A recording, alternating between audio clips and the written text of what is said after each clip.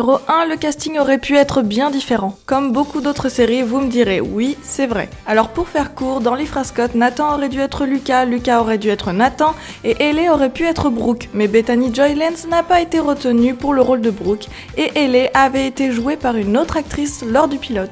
Heureusement, les scènes d'Ellie ont ensuite été tournées avec Bethany. Quant à Brooke Davis, Sophia Bush a été refusée 2 fois pour le rôle, mais l'actrice a persévéré et a fini par être retenue. Et on finit par Lee Norris qui, lui, n'a pas passé de casting, mais a été repéré dans une boîte de nuit. Numéro 2, Chad Michael Murray était nul en basket.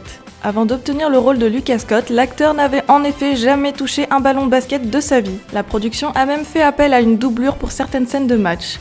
Mais le comédien s'est quand même beaucoup entraîné avec un coach lorsqu'il a été engagé dans la série et il avait même pris beaucoup de plaisir à faire ça.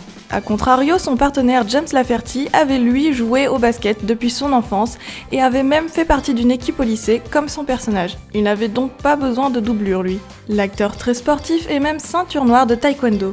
Numéro 3. Cheryl Lee a failli être la star d'une autre série. Lors de la saison 3 en 2005, on découvrait pour la première fois Ellie, la mère biologique de Peyton.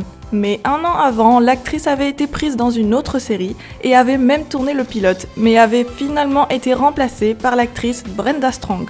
Vous l'avez ? Eh oui, c'est bel et bien dans Desperate Housewives que Cheryl Lee avait obtenu le rôle principal de Marie-Alice. Avant que Mark Cherry, le créateur du show, ne décide de la remplacer par la Marie-Alice qu'on connaît tous. Quant à Chad Michael Murray, c'est dans le rôle de Ryan Atwood dans Newport Beach qu'on aurait dû le retrouver.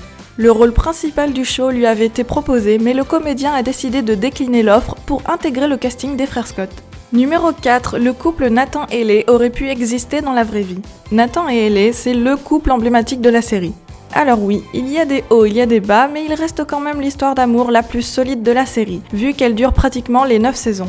Dans la vraie vie, l'interprète de Ellie, Bethany Joy Lenz, avait véritablement craqué pour le beau James Lafferty, alias Nathan Scott.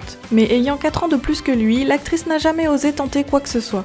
Alors oui, ça paraît très peu, vous me direz, mais on vous rappelle que lors du tournage de la première saison, l'acteur avait seulement 17 ans. Là, on comprend mieux. Numéro 5, de nombreuses tensions étaient présentes sur le plateau.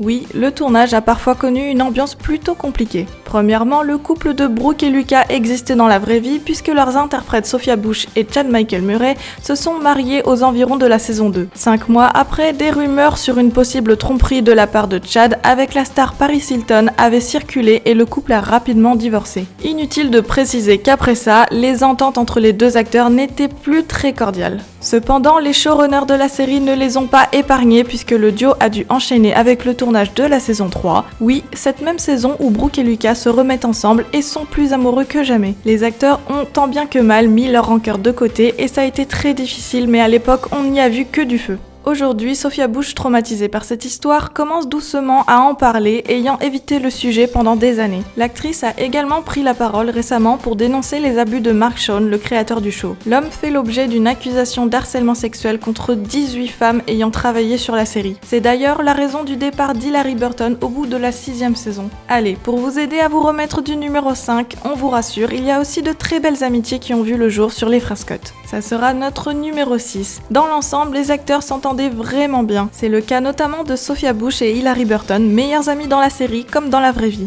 Les actrices ont vécu beaucoup de choses ensemble. Elles n'ont que 7 jours d'écart et ont pu fêter dignement leurs 21 ans avec des gueules de bois légendaires, comme le confiait l'actrice Sophia Bush sur ses réseaux. En fait, la plupart des actrices principales sont encore très proches. C'est même Danielle Ackles qui a présenté l'acteur Jeffrey Dean Morgan à Hilary et maintenant ils sont mariés et ont 2 enfants. Danielle Ackles, qui anciennement Danielle Harris, est elle mariée à la star de Supernatural, Jensen Ackles. Numéro 7, Hilary Burton n'aimait pas son personnage. En fait, au début, ça allait, mais quand Hilary s'est aperçue que ses camarades se fendaient bien la poire dans leur scène, alors qu'elle était constamment en PLS, noyée dans ses propres larmes, elle a vite déchanté. En effet, le personnage de Peyton Sawyer détient sûrement le record du nombre de scènes tristes dans l'histoire de la télévision.